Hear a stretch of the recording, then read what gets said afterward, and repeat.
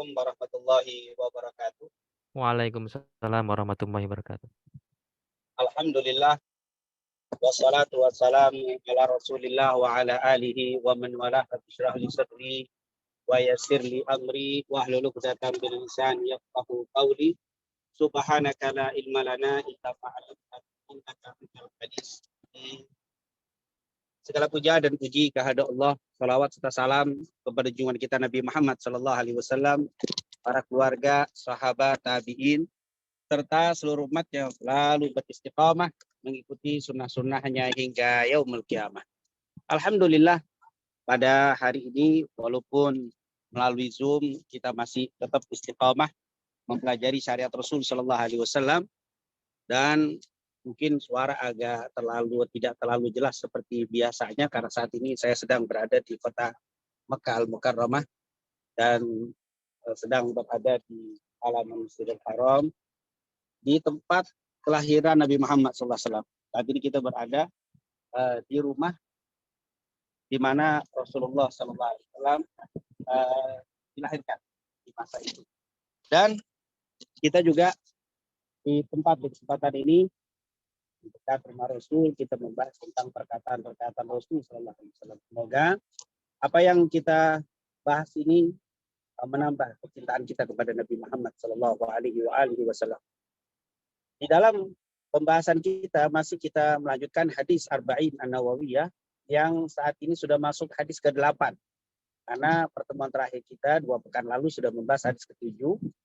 Dan di hadis ke-8 ini diriwayatkan oleh Bukhari Muslim dari Abdullah bin Umar radhiyallahu anhu, dikatakan di situ, Ani bin Umar radhiyallahu anhu qala Rasulullah sallallahu alaihi wasallam, umirtu an uqatila an-nasa hatta yashhadu an la ilaha illallah wa anna Muhammadar Rasulullah wa yuqimas shalah wa yu'taz zakat.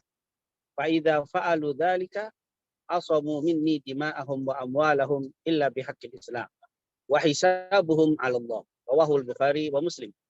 Dikatakan di dalam hadis tersebut dari Abdullah bin Umar. Abdullah bin Umar adalah sahabat Rasul sallallahu alaihi wasallam yang sangat terkenal, yaitu Abdullah bin Umar ibn Khattab radhiyallahu an. Beliau meninggal pada tahun 73 Hijriah, sempat meriwayatkan hadis sebanyak 2630 hadis. Salah satu hadisnya yang disebutkan dalam Bukhari Muslim yang kita bacakan di hari ini, kata beliau, qala Rasulullah sallallahu alaihi wasallam. Rasulullah sallallahu alaihi wasallam bersabda, umirtu an uqatilan nas. Aku diperintahkan untuk memerangi manusia. Hatta yashhadu an la ilaha illallah wa anna Muhammadar Rasulullah. Sampai mereka bersaksi bahwa tidak ada Tuhan kecuali Allah dan Nabi Muhammad utusan Allah. Wa yuqimus shalah, dan mereka mendirikan salat. Wa yu'tiz zakah, dan menunaikan zakat. Fa in fa'alu dzalika, kalau mereka sudah melakukan itu semua, yaitu sudah bersyahadat, sudah mendirikan salat, menunaikan zakat, asamu minni dima'ahum wa amwalahum, maka terjaga harta dan darah mereka dari kita. Artinya tidak diperbolehkan untuk menumpahkan darahnya dan mengambil hartanya.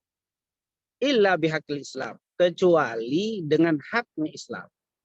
Kecuali dengan haknya Islam boleh ditumpahkan darahnya, boleh diambil hartanya. Wa hisabuhum 'ala Allah, dan hisab mereka, perhitungan mereka diserahkan kepada Allah Subhanahu wa taala. Hadis riwayat Imam Bukhari Muslim. Nah, ini hadis yang luar biasa. Kita akan bahas secara pertama dari sebab atau asbabul wurud hadis, sebab diriwayatkan hadis. Yang kedua, pengertian istinbat al-ahkam atau apa yang bisa kita ambil hukum-hukum dari hadis ini. Kenapa Bapak Ibu yang dimuliakan Allah kita harus tahu asbabul wurud, sebab diriwayatkan hadis? Karena kalau difahami secara tekstual hadis ini sangat berbahaya sekali. Karena di situ ada kalimat, aku diperintahkan untuk memerangi seluruh manusia sampai mereka bersyahadat. Wah, ini seakan-akan Islam memerintahkan untuk memerangi semua orang yang tidak bersyahadat. Artinya di sini ada unsur paksaan untuk masuk Islam. Kalau tidak masuk Islam harus dibunuh sampai mereka mengucapkan 2 kalimat syahadat. Nah, ini tentunya pemahaman yang fatal ya bila tidak mengetahui sebab riwayat hadis ini. Nah, Bila kita lihat penjelasan para ulama bahwa hadis ini diucapkan oleh Nabi saat sedang berhadapan dengan musuhnya ketika mau pertempuran atau sedang menghadapi musuhnya dalam pertempuran. Artinya hadis ini diucapkan oleh Rasul saat Nabi dan kaum muslimin berada di hadapan orang kafir Quraisy Mekah saat itu yang sudah siap bertempur. Jadi hadis ini diucapkan di saat menghadapi musuh dan siap bertempur. Jadi bukan dibacakan di dalam keadaan aman, damai. Nah, ini kalau dibacakan di dalam keadaan aman dan damai ini ada unsur ikrah fid din. Ada unsur pemaksaan dalam agama. Padahal dalam Islam kita sudah tahu Allah berfirman, la ikraha fid din, qad tabayyana rusydu minal ghai. Tidak ada paksaan dalam agama. Jadi ketika hadis ini dipakai tanpa melihat sebab riwayat hadis, ini berbahaya akan dipahami bahwa Islam itu memaksa.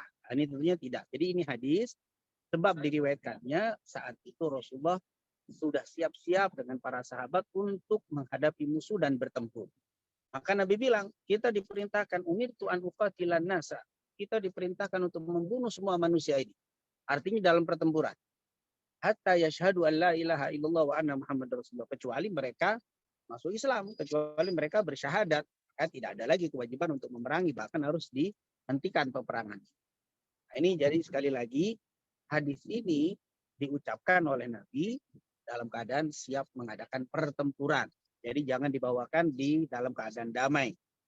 Kalau dalam keadaan damai ini pemahamannya nanti sangat ekstrim ya. Ini sangat bukan anarkis lagi. Berarti teroris ini artinya ketika tidak masuk Islam dibom. Nah, ini tentunya salah. Jadi hadis ini disampaikan oleh Nabi di saat menghadapi pertempuran. Kemudian yang kedua, makna atau istinbatul ahkam. Hukum yang bisa kita keluarkan dari hadis ini. Yang pertama, di situ umirtu an uqatilan nasa hatta yashhadu an la ilaha illallah wa anna Muhammad Rasulullah. Artinya, kalau orang sudah mengucapkan dua kalimat syahadat, lalu mendirikan sholat dan menunaikan zakat, asamu minni dima'ahum wa amwalahum. Maka dilarang untuk kita tumpahkan darah mereka, dilarang kita mengambil harta mereka, bahkan dilarang kita untuk menciderai martabat mereka. Ini adalah menjadi istinbatul ahkam bagi kita apabila ada seseorang di antara saudara kita sudah mengucapkan dua kalimat syahadat, mendirikan sholat, menunaikan zakat, mereka itu adalah saudara kita. Mereka itu saudara kita. Walaupun berbeda di dalam beberapa bab masalah sholat. Karena sholat itu kan yang penting rukunnya sama. Subuh 2 rakaat, rukunnya niat, baca Fatihah, semua rukun-rukun sholat sudah dikerjakan. Maka masalah perbedaan sunnah-sunnah yang dilakukan atau perincian di dalam ibadah sholat itu, perinciannya bukan rukunnya, itu tidak menyebabkan kita itu keluar dari persaudaraan. Jadi kita tidak boleh mengeluarkan seseorang hanya berbeda dengan kita di dalam masalah pemahaman atau pelaksanaan perincian daripada sholat dan zakat tadi. Jadi selama mereka sudah mengucapkan dua kalimat syahadat, sudah mendirikan sholat dengan rukun-rukunnya, kemudian menunaikan zakat, berarti itu adalah saudara kita. Sebagaimana Allah katakan dalam surat Al-Hujurat, innamal mu'minuna ikhwah fa aslihu baina akhawaykum wattaqullaha la'allakum turhamun. Bapak Ibu yang dimuliakan Allah, kalau kita ke Mekah misalkan, saat kita berhaji seperti saat ini yang datang ke sini kan bukan hanya Indonesia, tapi dari berbagai negara, dari seluruh dunia. Dan kita lihat mereka bersyahadat, syahadatnya sama. Sholatnya pun sama, tapi di dalam bab-bab fikih, di dalam bab misalkan talafut bin niat atau tidak niat, ini berbeda sekali. Tidak satu pemahaman ini kalau kita lihat ke Masjidil Haram. Mereka sholatnya, niatnya berbeda, ada yang diucapkan, ada yang tidak diucapkan. Mereka takbirnya, tangannya ada yang setinggi dada, ada meletakkannya, ada di atas dada, ada di bawah dada, di atas perut, bahkan ada yang irsal. Artinya meluruskan kedua tangannya saat bersedekap. Dia tidak bersedekap tapi meluruskan tangannya. Kemudian ada yang kunut. Di sini mazhab Hambali tidak berkunut. Tapi perbedaan-perbedaan itu tidak menyebabkan orang itu boleh ditumpahkan darahnya, diambil hartanya, atau dilalaikan hak-haknya. Mereka itu adalah saudara kita. Ini yang sudah diajarkan oleh Rasulullah SAW. Makanya kita akan sedikit kurang setuju ya bila ada